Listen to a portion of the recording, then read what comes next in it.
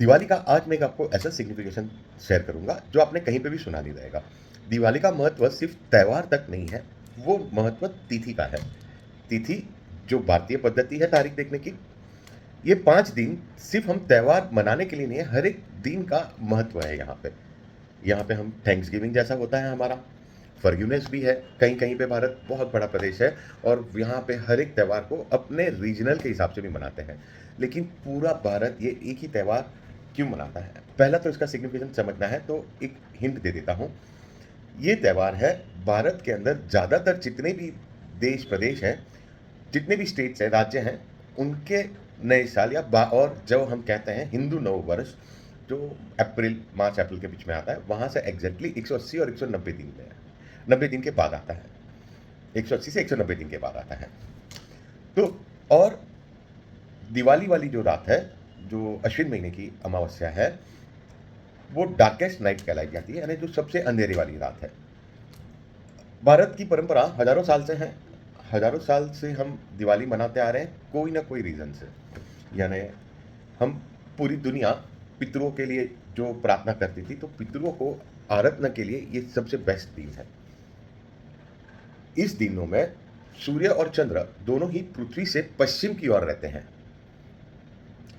Sorry, हाँ, सूर्य और चंद्र पृथ्वी से पश्चिम की ओर रहते हैं, तो पृथ्वी सूर्य चंद्र के पूर्व में रहती है। यहाँ से सूर्य पृथ्वी से दूरी बनाना चालू करता है, वो भी एक महत्व है। दिवाली जो अमावस्या है, उस अमावस्या को ही हम क्यों लक्ष्मी को पूजा करते हैं? सिर्फ लक्ष्मी पूजन नहीं होता है उस दिन माँ सरस्वती को भी आराध्या जाता है। 2 सिग्निफिकेंट है।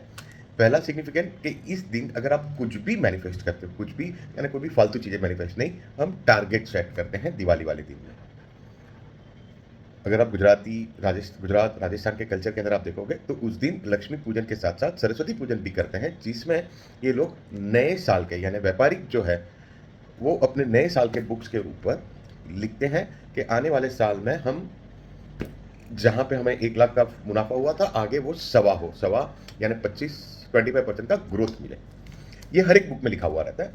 मैं इसके साथ मुहूर्त का एक वीडियो शेयर करता हूँ, वहाँ पे पूरा इसका मैंने विधि दिया हुआ है, वो आप देख सकते हो।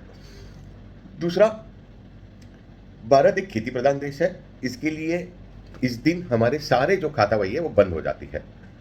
लास्ट जो बड़ी हार्वेस्टिंग है, वो नवरात्रि के बाद होती है, दशहरा के बाद, वो हार्वेस्टिंग होने के बाद में। तो दिवाली के ये 5 दिन के अंदर होता क्या है? तो पहला दिन है, उसको कहते हैं वसु बारस। वसु यानी कहीं पे बसना। हम बरसों से, हज़ारों साल पहले गाय हमारे लिए अन्नदाता थी, अभी भी है। आज भी हम गाय के बड़े ही ऋणी हैं। तो उस दिन हम हमारे लाइफ के अंदर गाय को पूजते हैं। साइंटिफिकली अगर आप समझो, उस दिन हम कोई भी दूध वाला आहार नहीं लेते हैं। इसके पीछे का रीज़न भी बताऊँगा, थोड़ा आगे चल के मैं इसका रीज़न बताता हूँ।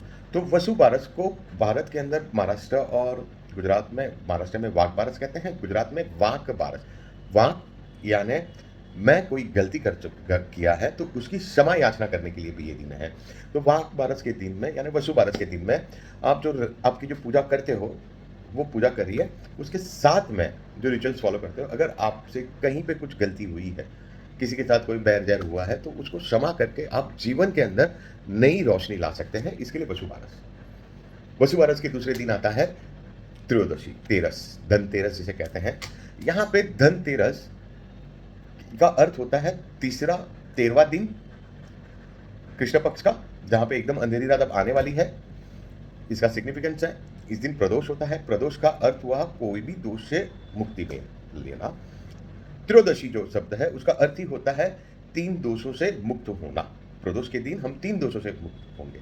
हमने एक दिन पहले ही द्वादशी के दिन में, जिसको बारस कहते हैं, द्वादशी के दिन में पूरे दिन दूध का आहार नहीं लिया था, और आज हम धनतेरस के दिन प्रसादी रूप में धनिया जो आता है, धनिया सीड्स जो आते हैं, उसका पाउडर लेते हैं, और सारे जो 3 दोष है, वात, पित्त और कफ, उसको हम न्यूट्रलाइज करने की कोशिश करते हैं।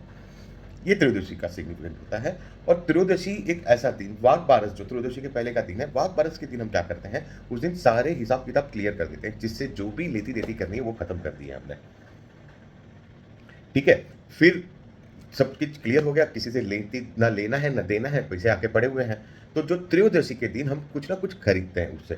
अगर सेविंग की है, तो उस दिन आप कोई भी मेटल लीजिए। इसके लिए उस दिन कोई ना कोई हम चीज़ लेते रहते हैं त्रयोदशी के दिन। ये जो धनतेरस कहते हैं, धनतेरस धन वाला नहीं है, ये धन्वंतरी वाला धन है। धन्वंतरी जो आयुर्वेदा के फाउंडर हैं। उसके लिए आप बहुत सारी वीडियोस देख सकते हो, यूट्यूब पे और गूगल पे भी सर्च कर सकते हो। तो वो धनतेरस के बेस पे उसको मनाया जाता है कि उस दिन हमारी वेल्थ के वेल्थ हमारी मेन जो वेल्थ है, हमारी हेल्थ है, इसके लिए उसको उस दिन उपवास रख के उसके लिए लक्ष्मी पूजा करते हैं।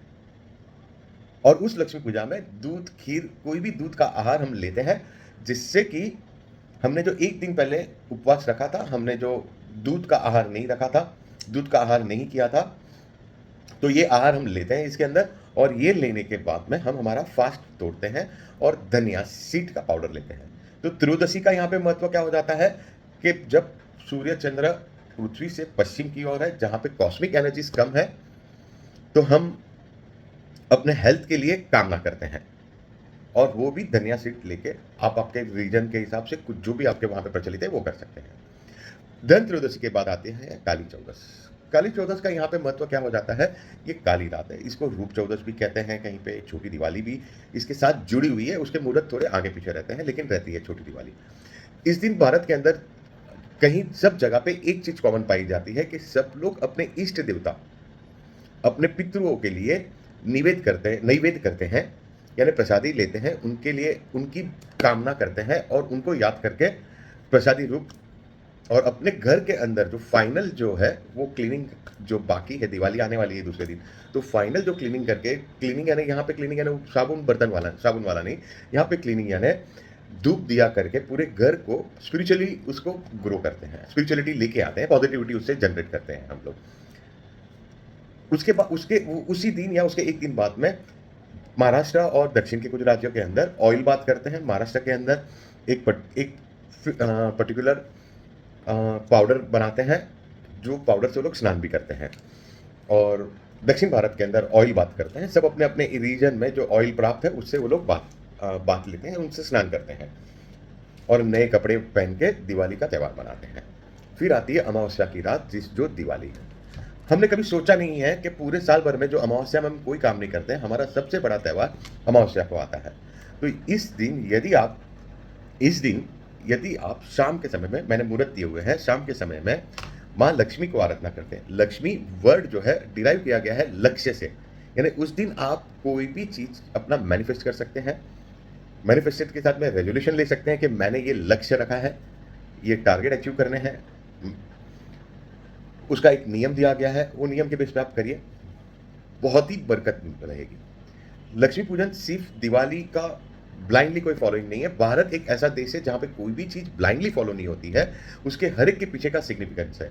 यही दिवाली का एक सिग्निफिकेंस है जो आप सभी को मैं साझा करना चाहता था। मुहूर्त के लिए मैंने एक वीडियो बनाई है जिसकी लिंक है, आप वो मुहूर्त की वीडियो को लिंक देख सकते हैं। वहाँ पे डिस्क्रिप्शन में मैंने लिखा हुआ है कैसे लक्ष्मी पूजन आप कर सकते हैं।